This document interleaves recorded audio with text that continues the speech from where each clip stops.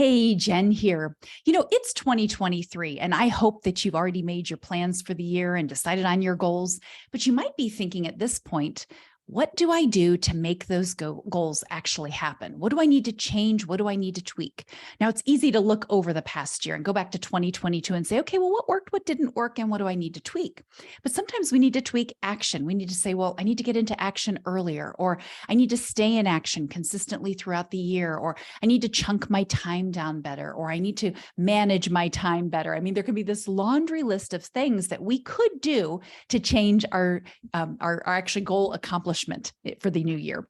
So when I think about goals and I think about planning, there are some critical things that have to happen. We need to know what the end point is. If you think about a GPS, there's a starting point and there's an ending point. Without those two things, the GPS is not going to work well.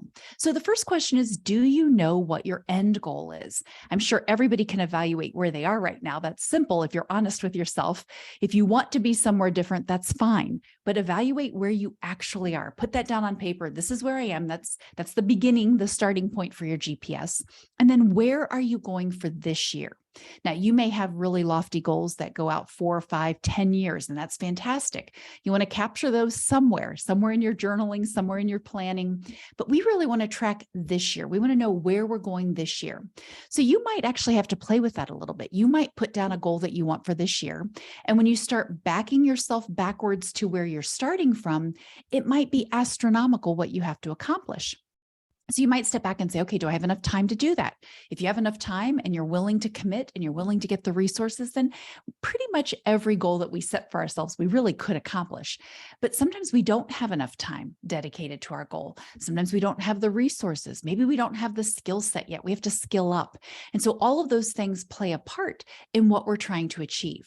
But you have the starting point, you have the ending point, and then you have to figure out how to go from one to the other, how to back your goal back down. I always call it chunking it down, and I always like to chunk it into 4 90-day plans.